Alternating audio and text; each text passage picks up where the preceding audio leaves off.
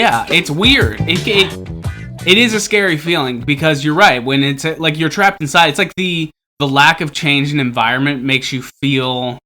You don't feel like as much time has passed because you're just looking at the same things all day, every day. But in reality, It's like this weird. I don't even know if it's like Stockholm syndrome or like just like a prison, psychological. Yeah, thing, like transformation. It is. There's like. But here's the thing, though. You never hear about fucking dudes in prison being like, "Man, that time really flew by." Like they're not saying that shit. No, I think compared to, I don't know. I've never been to prison. I'm about to speak for people that have been in prison.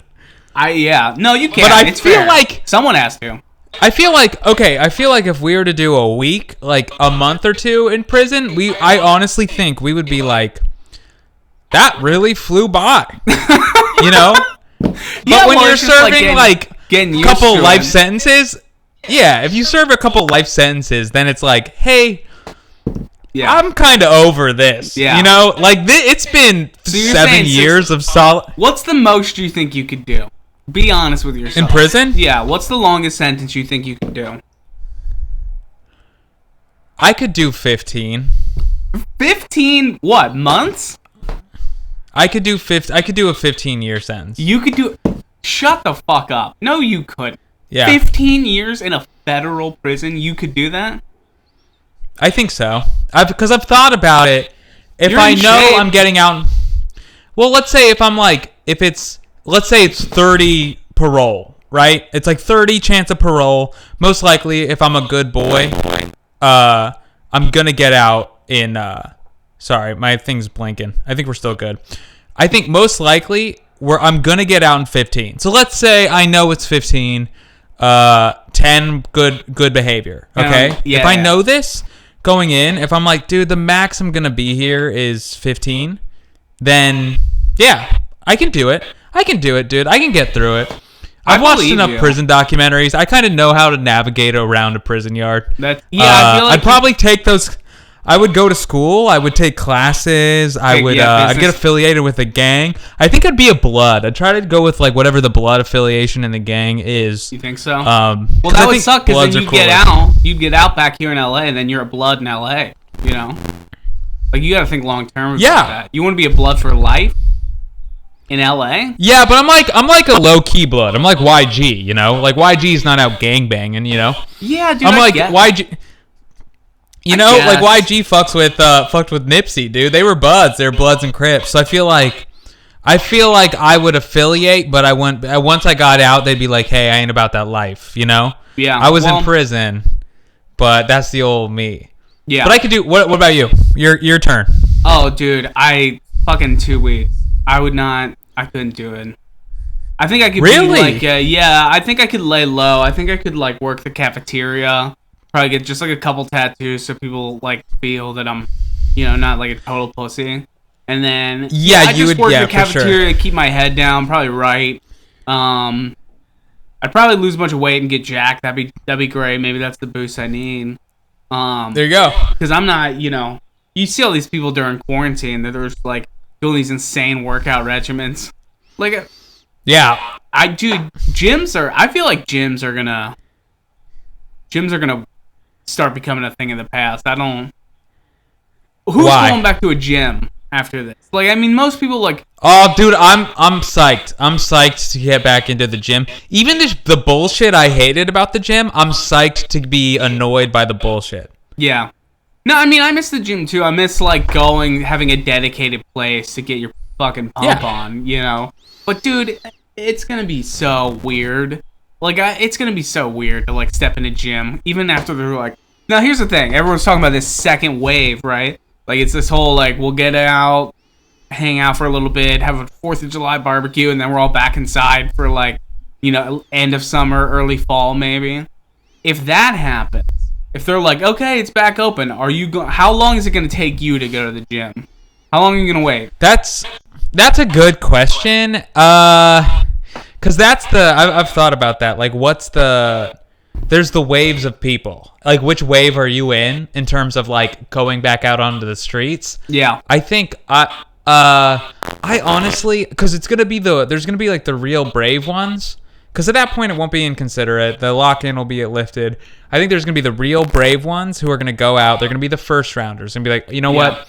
I got to hit the gym, right? So they're going to hit the gym. The infantry. I think I'm going to be round 2. I'm going to be in the second wave. The captains. Like the first line of like, it's kind of like Normandy. They basically just threw out all the bodies first. I'm not the infantry. Yeah, you're not the infantry. You're private. You're private. I'm not cannon. I'm not cannon fodder. Yeah. That's what I'm saying. I'm not the. You're not target practice for the fucking crowds up there. I'm not the taste tester. I'm not the cupbearer, dude. I'm like, y'all go figure it out. I'll wait it out. I'll wait I'll do a 2-weeker. I'll wait, and I'm like, if it feels like it's coming back. But after 2 weeks, then I'm out. I'm out in the clubs. I'm giving people hugs. I'm kissing dogs. All right, I'm out there, man. What are you? Hey, I don't know. I mean, here's the thing. I'm not gonna go back. I canceled my gym membership. They were being, 24-hour fitness. Fuck them, dude. I know you have feelings about them. Because they kept charging me. And I was like, listen, I told them, I was like, you don't have to cancel my account, but just you shouldn't charge me for all these months that we can't go to jail and say, oh, well, it'll count towards credit after. I'm like, motherfucker, I don't know if there's going to be an after. So, like, you can't... Did they say that? Did they... Yeah, they kept charging me. And I was like, dude, I'm not paying you guys this goddamn gym membership. I was like, put it on pause. And they were like, well, we can put it on pause, but we still have to keep charging. I was like, cancel it. I don't give a fuck. Wait, cancel it. So I canceled it. Did they say they're going to put it toward... Did they say that they were going to put it toward future months membership, though? No, here's what they said you keep paying, and then when you can come back when it's all restarted, it'll credit me those months. And I was like, no, I'm not going to fund you guys through this, all right? That's not on me, all right? I already overpay for your shit gym. No, dude, because I'm like, I can't go there. Put it on pause. You can't charge people. Fucking 80% of the country lost their goddamn job, and you're gonna keep charging people for a gym they can't even go to? I canceled that shit out of principle. Yeah. There's 30,000 gyms in West Hollywood, dude. I don't need to go to Planet Fitness and hang out with a bunch of 70-year-old Armenians who were fucking screaming at each other. Like, no, dude. No. Well, you can't avoid those guys. Those guys are gonna be at every gym you go to, man. I know, but I'm just saying. It was a good time for a mutual breakup. I'm gonna be a crunch guy. When this all comes out, they're gonna be doing these Corona specials. Join up for like $5 a month. Perfect time to get out and check out Crunch Fitness. I'm gonna be a crunch boy. You mark my word. Respect. Okay, yeah, respect. If you go be a crunch boy, you get in while the getting's good when they're running those post-Corona specials. Mm-hmm. I feel you. I'm sticking it out with 24-hour fitness just because I'm like, I guess. I just kind of get it. If like a couple more months goes on and I'm still getting charged and it's not open, I'll figure it out. But for now, I'll just keep paying the $40. I get it. Yeah. So and if they credit, dude, I'm into it. I'm not breaking up. Then don't break up. Maybe if it's right for you, it's right for you, man. I can't tell you what to do. I'm saying, they're so backwards. Like these companies are like all expecting a bailout. Like all of them want a bailout of some kind. And I'm like, no. And I guess at my core, I was like, it starts at 24-hour fitness. They come here. All of the experience I've had with them before is I go in, half the machines are broken, everything's dirty. There's 4 fucking like Instagram bodybuilding bros running the counter who don't know what's going on. I was like, and then all of a sudden you're not prepared. Your company wasn't ready and prepared to be able to handle this? Like, get the fuck out of here. Okay, my beef with 24-hour fitness is personnel. It's not the corporation, it's personnel running the show. Well, who picks the personnel, bud? Okay, that's fair. But, like, my beef, like, K-Town, I'm cool with the K-Town 24-hour fitness. West LA, 24-hour fitness. Kiss up my fat dick, dude. Listen, I'm not... Yeah. You're right. Their employees are by and large useless for the most part. They just kind of sit there and I think they're the only people who like tag. Totaled. Them. Yeah, they're total. Oh, dude, yeah. Here's the thing. Some people are like trying to climb the gym ladder. Like that's a whole social. It's like trainers. So like, listen, I grinded out at 24-hour fitness. It's like the Ha Ha Comedy Club of fit. You know the Ha Ha? Compare. I know it, but I don't know. Tell us. Get into that comparison, dude. Well, you think about like comics who are like, oh, I'm a comedy store comic. You know, I'm a pay regular comedy store. They had to work up from something. Yeah. At one point, they were like doing bullshit open mics at the Ha. I shouldn't shit on the Ha Ha in North Hollywood, but I am. What I'm saying is, there's 5 major clubs in LA. Ha Ha is very clearly 5th. That's how I view 24-hour fitness. They are unabashedly and wholeheartedly 5th place and okay with it. And that kind of negative energy, you know, I think it translates into the personnel issue that you have. Yeah, no, I know what you're saying. Yeah, I think you're right. You're right, because, okay, the worst thing you can get into is, like, bullshit job hierarchy, okay? Yeah. Like, when I worked at Jimmy John's, you will not believe, okay, when you went up, you got paid $8 an hour, right? You start out, you get $8 an hour, because in Indiana, they can't pay you any less money. So, but when you get that raised, the shift manager raise, now you're at $9.50 an hour. Dude, you would not believe. Everyone just instantly turns into a complete cunt. Yeah. Yeah. Just a complete, it's just that taste of the good life. It's the taste of the good life. It's a taste of the ladder. Right. They're like, hey, buddy, you just went up the first rung. You're on swing shift now, buddy. You're working 11 to 7. You don't have to come in early or stay late. And they're like, oh, shit. Yeah, and then all of a sudden they're making the schedule, talking down to people. I've been there, dude. They're not even making the schedule. They're exactly, and they get that, and then I'm like, okay, this is because that's what you run into, and then they promise the next carrot, which is like whatever manager, and then that one makes $11 an hour. All of a sudden, you've spent 4 years of your life trying to chase $11 an hour. Yeah, lifers, dude. Don't be a lifer. You can't be a lifer. You can't. You gotta be running and gunning like Vietnam, dude. You can't. They didn't just sit there in the same places. They're constantly moving north through the country, finding like new avenues. That's what you got to do. You don't want to be there and be like, oh, I'm gonna climb the ladder. That's what it is. It's this delusion of grandeur that like a company will be like, yeah, join up. Oh, and then they'll be like, hey, buy stock. They're like, buy stock in the company. Right. You want to have equity? I'm like, bro, I don't want equity in Jimmy John's. Okay, that isn't gonna sustain me financially. But they're like, that Radio Shack did the same thing. They were like, they encourage us to buy stock. I'm like, yeah, you need people to buy stock. You want to conflate your fucking numbers by leaning on your own employees who are by and large a bunch of untrained, unskilled douchebags? Like, no. Yeah. No. The sign of a successful company is someone that it doesn't have an IPO and doesn't sell their stock to their employees. They're like, fuck you. This is going all the way up and you ain't getting in. Yeah. That's how you know the company's going to be successful. I respect that. Yeah, they're like, hey... Yeah, if they're like, no, you can't have any of this. Like this, you're just a worker bee here. Yeah, you know, you're a carpenter. You're an ant. You're an ant. You ain't. Yeah, I'm the farmer. Just go carry leaves to the queen bee. God, dude, fuck. Yeah, I don't know. I was gonna say, have you had any kind of close calls? We were talking before this about like the do's and don'ts of the coronavirus.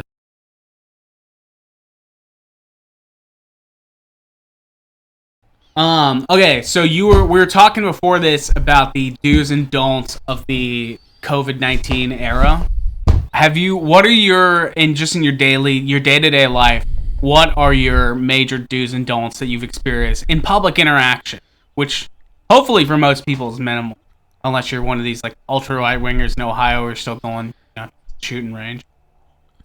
Dude, I'm not seeing anyone, dude. I'm literally, I might go, I can count on one hand all the places I've been this week, all right? Yeah, same. I'll go out for jogs. I almost passed out on the street because I tried to cover my face with a t-shirt sleeve while I was running, and I almost died. Couldn't do it. Yeah. So when I'm out running, I realize I'm not wearing a mask, so I'm running around people. I'm doing my due diligence and like skirting around because I'm already being an asshole because I'm not covering my face. And then when I'm out in public, I just wear a t-shirt sleeve around my face. And if I get it, I get it. I feel like I'm doing as much as I can. That's what I'm doing. You know, Yeah. I'm getting takeout though, dude. Daddy needs his Wingstop, man. Yeah. Well, okay. So here's the thing. Here's the biggest one: the ethics of takeout versus delivery. There is so much. First of all, let's just put it this way: nobody fucking knows what is like kosher and what's not. I truly believe nobody has any idea. Like, I really feel like they're lost. Even the top brass, I feel like they're like, guys, we have no clue how this works, how it's getting transmitted.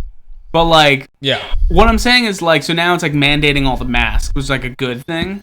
But then kind of when you mandate a mask, aren't you just kind of being like, aren't you kind of saying, it's just kind of in the air, guys. It's just like this mist that's everywhere. You know? And I'm not saying that as like, don't believe them. I'm just saying like, just come out and say it. Just be like, hey, guys. I have a rebuttal to this. Go on, though. No, go. What's your rebuttal? I don't think that's true. You know, I don't think that's them saying, like, you're constantly living in a gas chamber of COVID-19. I don't think that's what they're saying.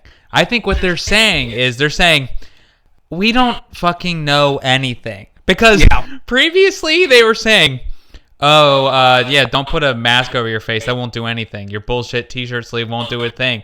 We know that that's bullshit. You need an actual mask, right? Yeah. And then we're like, okay. And then all of a sudden it's like, put a fucking t-shirt sleeve over your mouth. And I'm like, you guys don't. Basically what they're saying is like, why not? Putting a t-shirt sleeve over your mouth isn't going to make it any worse.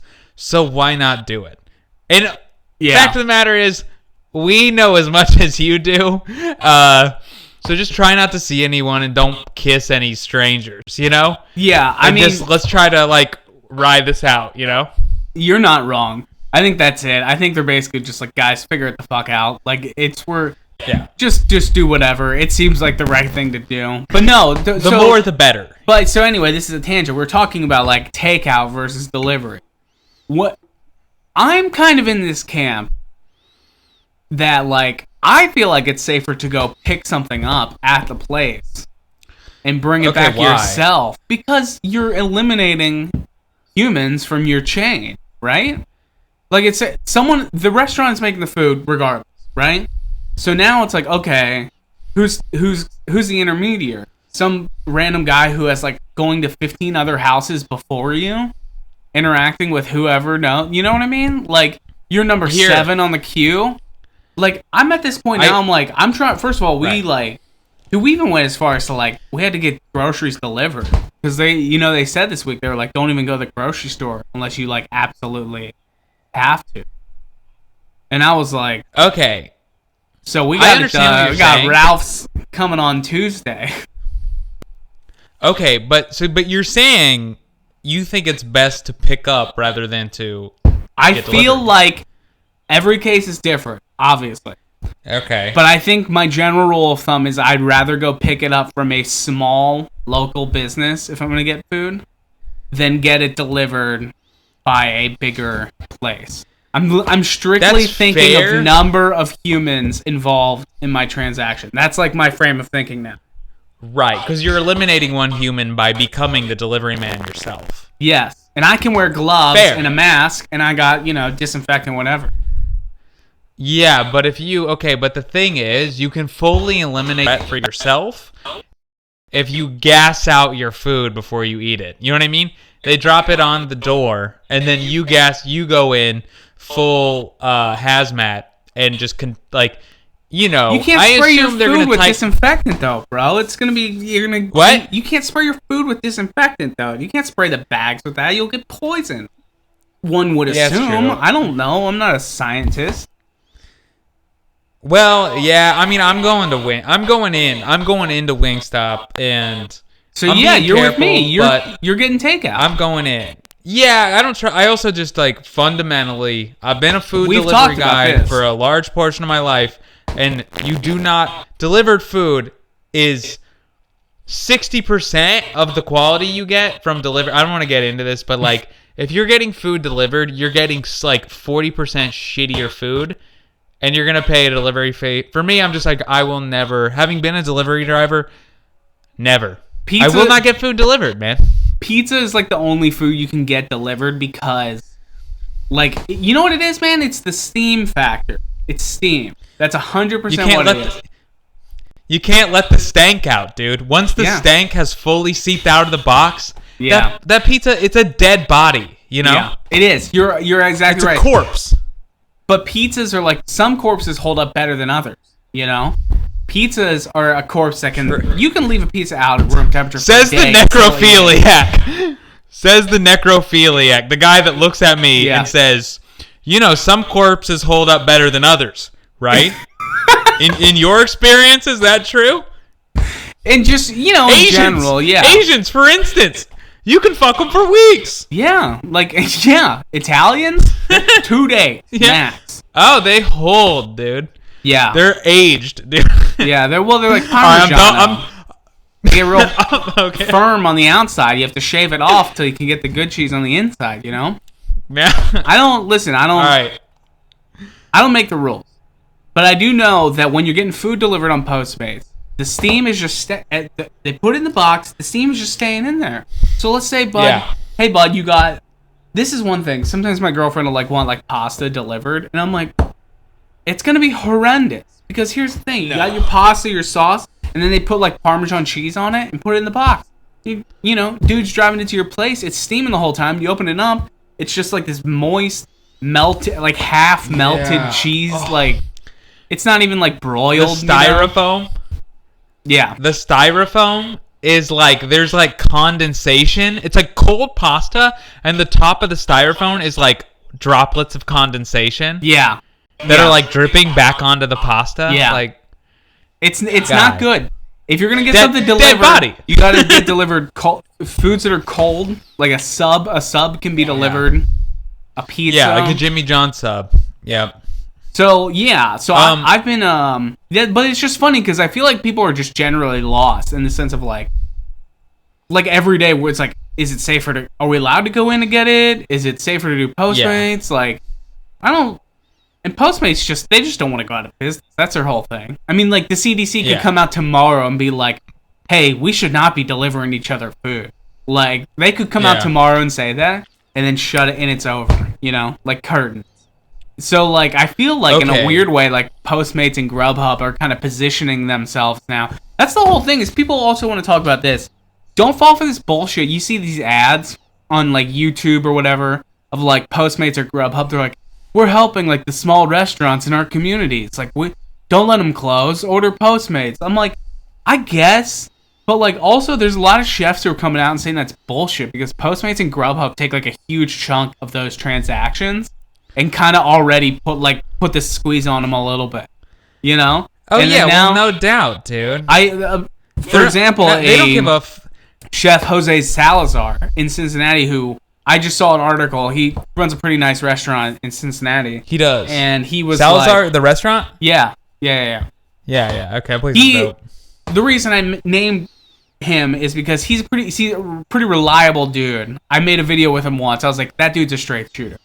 And he came out and was like, he was making all these comments and like writing like online about how like, why are Postmates positioning themselves like they're helping my store when really like they're like mafia dons putting the lien on us. They're like, they know that people don't want to come in, so they're like jacking up their fees they charge restaurants and like. Oh, dude, they're gouging? I think I don't know if it's like dramatically going up, but like the bottom line is that like, if Postmates really wanted to like help those restaurants, they could maybe like cut back their like percentage take during this time. Yeah, because they're a giant, you know, probably $1 billion. They're doing a lot of volume. Yeah, their volume's going way up. So you think, you know, maybe, but they're just sitting here like, yo, help the small businesses, and they're like, great, they make money every transaction, and they're that's every corporation now is like. Coca-Cola wants you to drink a Coke and forget about your problems. We're all into this.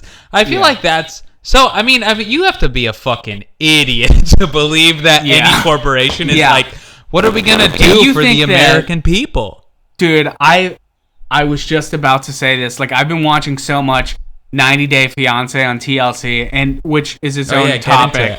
But that's not what I'm talking about. Every ad on TLC right now that we get served is the TLC commercial and it's like all all the stars of the TLC shows recording themselves on video, being like, "Stay safe, stay inside. We'll get through this together." Which, first of all, by the way, if you're on TLC, you're not a celebrity. You're not like these people are out here. They're not Tom Hanks, filming you like a personal message. I don't need this like fat guy who ordered like a Russian bride to give me a pep talk on TLC.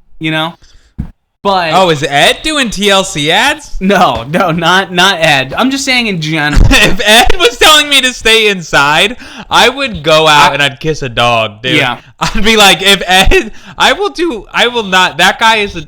Anyway, you don't want to talk about that yet. Go ahead. Yeah. No, I'm just saying these like celeb videos of them being like, well, dude, there was like this lady who works for TLC on one of their shows. I don't know, but it's like her on her cell phone. She's like, we all have to be patient during this time, and she's holding a glass of wine in front of like a fireplace at her like $1 million home. She's like, we all need to be patient, and I was like, shut your goddamn mouth.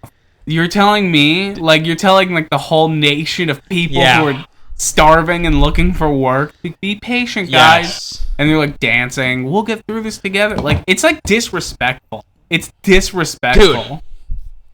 Buddy, okay, no, I totally agree, because what it is, it's them saying, hey, staying at home's not so bad, and it's them in their mansion, and they're like, whatever, I'm just chilling in my mansion, my $10 million mansion, and they're saying, why are you guys bitching? This is kind of nice. We get to just stay home and drink wine by my fireplace. Watch TLC. Right. Keep watching. Right, don't tune out.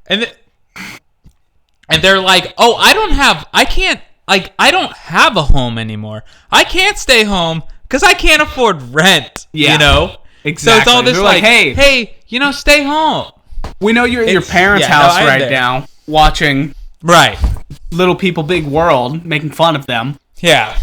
But please continue to give us money. Dude, it's so phony. Like, you're absolutely right. Like, here's the thing is these people, like, they position don't flaunt your wealth.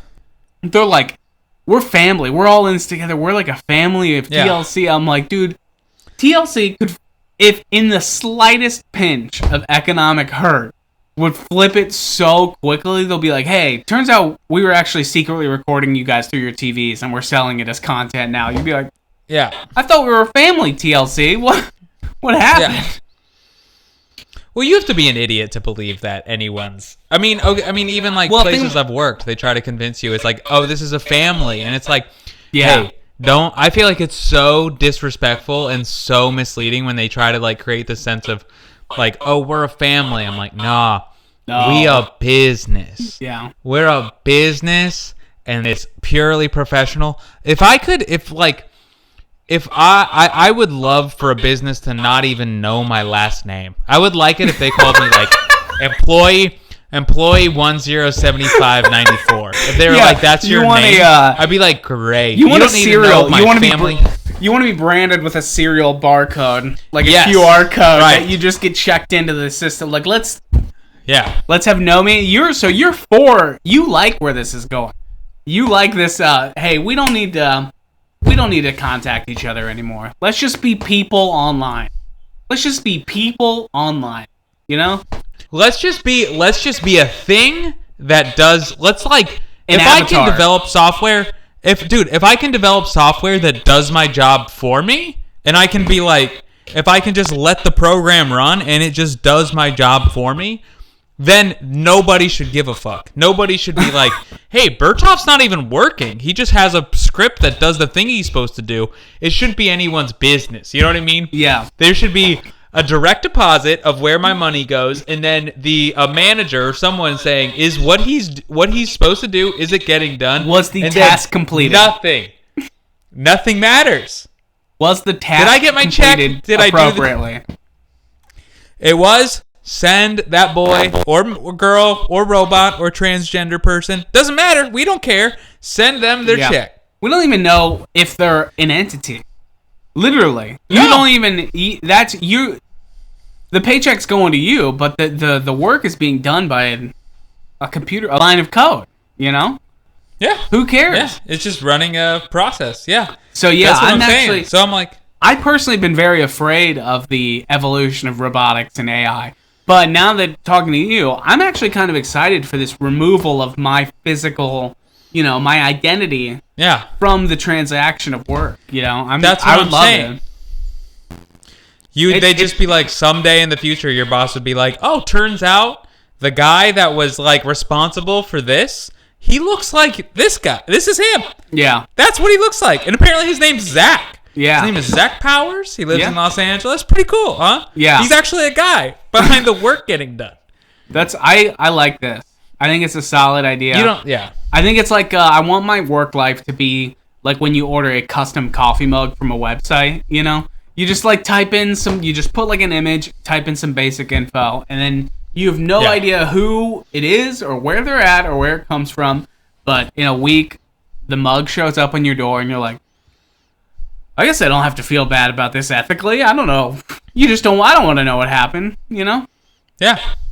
It got you. You got your mug. You paid your money and you got your mug. Let's talk about Big Ed for a second. I haven't finished his storyline. We're talking about 90 Day Fiancé, which is that's about all I have left. Like that's where I'm at now. You can only watch that show for so long before you start thinking about like you're actually getting dumber. I've only seen Ed clips. I've watched the whole episode. I've gone through the season. Okay. That guy, here's the thing. The backstory, if you don't know, there's this dude Ed who looks like a toe. He's 53, and he basically bought some weird Filipino child. Straight up 18-year-old girl. Yeah, how old? Is she 18? I don't know if she's 18. She's no older than 23, and he's 53. Right. So, anyway, this guy basically pays her, they meet in person. They've been talking online for 3 months. He goes to the Philippines to meet her in person. It goes horribly. Do you think that guy is actually attracted to her, or do you think that guy just needs power? Do you think he just needs, a person that he can just support? He just wants to be a sugar daddy. What do you think it is? No, absolutely not. He thinks, here's the thing, man. I can really boil it down to this. Because one of my friends that I hang out with, she knows a guy. It's like her landlord. But she basically knows about his life, right? And he's in the same situation. So he's in this thing where it's he's sending money to this girl in Taiwan or something. He goes to visit. She gives him the runaround. She's not there. Every time he goes, she's not there. She can't do anything. So he gets stuck in Taiwan, not seeing her, and he's sending her money. But he's an old guy, and she's a young Filipino girl. She's scamming him, right? So for all these guys, it's the idea. They have this idea of who they are and the type of woman that they deserve or they can get. So there's this young, attractive Filipino girl. Ed thinks in his head, he's yeah, she's in my league. We're about the same league, this will work out. You're saying that he is so he's so classist and American that he's yeah, she's from a third world country. It doesn't matter if she's a beauty queen in the Philippines. She's it's a third world country, so I'm basically a 10. I'm a 10 out of 10 to her. Exactly. So I think he's gonna there's just gonna be this basically these guys, they get so far in their life. It's how did you get this far in life? Because you become so delusional. You get so delusional, and you keep pushing down signs of reality of who you are to everyone in your life, but you just get tunnel vision, narrow, and you're I can't avoid looking at the fact that nobody wants to fuck me or ever could possibly want to fuck me, right? Yeah, you stop yourself from seeing the journey, and at a certain point, you can only see the goal. Yes. What is the prize? And you're that's all that matters. Yes. I'll just do whatever I have to do to... Until you're sitting in Taiwan, and you've paid to go over there. Yeah. You're sitting in Taiwan, waiting to, at dinner, where you're supposed to meet this woman, and you sent her $50,000, all signs. You can't talk to her through anything but a particular service where you pay $1 to send her a message. All these signs, everything that you've never talked to her on the phone, everything you've just tunnel vision so far, and then you get to that dinner, no one's there, and you're confronted with the reality that I'm a fucking loser. Yeah. And I'm also an asshole who never took never saw himself for who he was and just thought he deserved better than he did. Yeah. He just it's just this you're right. It's just this cycle of delusion that you get to. Yeah. I don't feel like I feel like a lot of people feel bad for that dude. And like I cannot possibly imagine feeling bad for that dude. Yeah. I don't know who in their right mind would think like, oh, this guy, his heart's in the right place. He's not being predatory whatsoever. Yeah, no, his idea. You're right. He definitely wants to like bring her here and control her. He has an idea.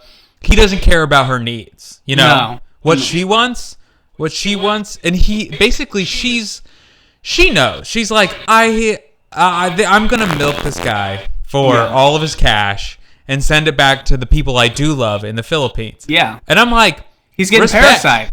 He's getting parasited. That's what I was. He's getting parasited. Yeah. I respect her and her dude. family. I'm like, that's a hustle. Yeah, her and her family, they're just like, this is not an exaggeration, they're living in like a shack in the Philippines.